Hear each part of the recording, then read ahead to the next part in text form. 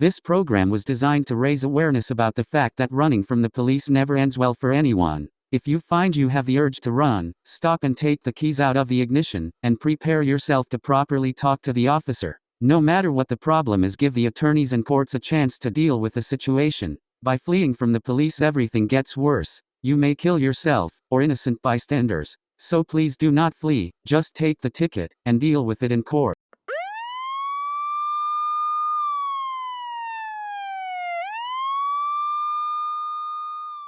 Is retired Detective Lieutenant Scott Rohr, and Scott, thank you for being here.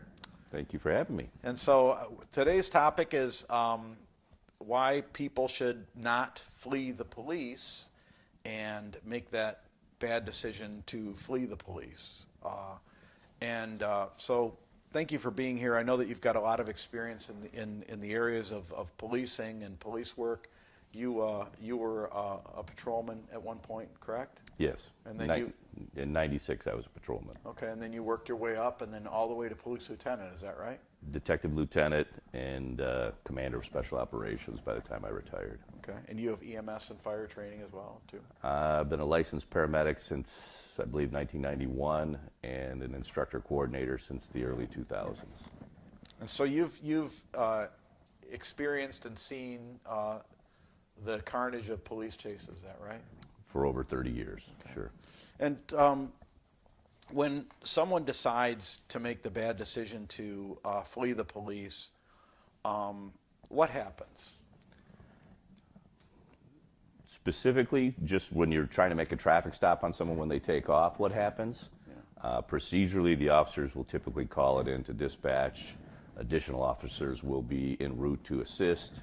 Then in the normal chase situation, depending on the reason for the stop, the time of day, the road conditions, the different things that you would take into account, and the nature of the stop itself, the supervisor on duty would determine whether the chase would be appropriate at that time, and that's always brought up to speed, even from a moment-to-moment scenario. So if the officer's making a traffic stop for example, a traffic violation, or speeding, running a stop sign or something, and it's 3 o'clock in the afternoon during school, and the person's driving recklessly from the scene, the supervisor may, terminate the chase immediately, just because you don't want to have kids coming home from school while someone's running from the police for what would be considered a minor traffic violation.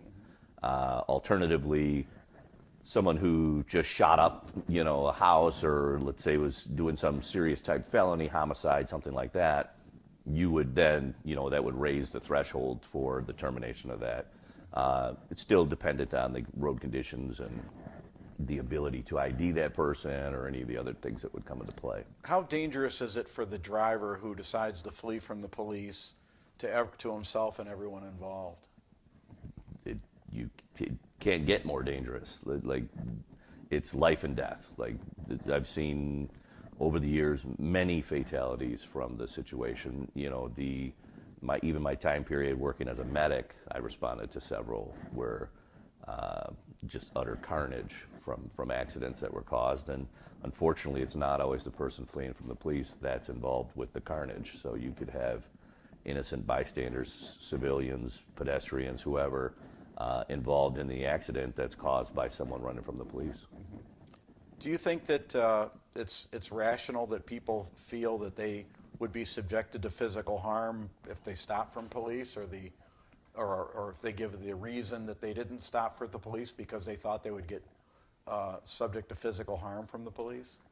I don't believe that people who are running from the police are actually in belief that they're in danger by the police. I think that they use that as an argument, and unfortunately that the argument is played out based on your own ethnicity or your own reason for fleeing, and it's usually I just have seen it over the years, and I don't put any validity to it at all typically. So most traffic stops are the officers involved they're subject to rules and procedures, and there's body cameras and things like that, right? 100%. And the traffic, and they have to answer to a supervisor, and then perhaps an investigator above the supervisor, and perhaps a a sergeant, and then maybe a lieutenant, Sure. and then probably the chief of police. 100%. Yeah, and I think the officers in modern policing has changed a lot over the years, even since the beginning of my career. But the reality is that officers are just out there to try to do their job. You will, and I could say the rarest of exceptions, you will never see officers, running up on traffic stops and assaulting, innocent drivers, or because you don't have a driver's license, you're somehow going to be, roughed up or something. The officers are not emotionally connected to that. The only time there's emotion involved is when the officers have to deal with, tragedies that were avoidable, and more often than not, those tragedies could involve innocent bystanders to someone's inappropriate reaction to being pulled over. And so when people, a lot of times when people run from police, it can be for silly reasons, right? Like maybe they have an unpaid traffic ticket, or perhaps they think it's going to be very expensive in court for them. There's any number of reasons I've seen over the years for people to fail to pull over for an officer. The typical ones usually rise to the level of something where they're believing that they're going to be arrested. So it might be simple as maybe some warrants, or it might be they're driving a stolen car. But a lot of times they're under the belief they're going to go to jail. But the reality is they may be going to jail, but whatever situation that they've created by running is always, every single time, been worse. I've seen an uptick over the last, we'll say, 10 years of people who like to flee on motorcycles. The motorcyclists, there's almost a subculture of people that drive certain types of motorcycles that believe just because the bikes are faster, just because they can accelerate faster than the police officers, that it's common practice for a lot of them to fail to stop. And unfortunately, I've also seen the secondary effects of that, where the people fleeing on the motorcycle have very, very serious accidents just because they didn't feel like pulling over. They may not even have had anything wrong with their license or any warrants. They just feel it's almost a cultural thing where people on motorcycles like to do that. They just want to try to almost flee for funds. There's almost a rush to it. Yeah, and you've seen videos over the years where people post online and things where they're just doing it for their own entertainment, and that's the worst kind, actually, because it's for a thrill. And there's virtually no reason to be, not that there's a good reason any other time. And they probably haven't thought about the tragic injury that they might sustain, or how long for a lifetime decision that 20-second thrill might go. Absolutely, right? Yeah. And so, so when people sometimes fear getting arrested or getting booked and processed, but oftentimes they're eligible for typically immediate release or probation.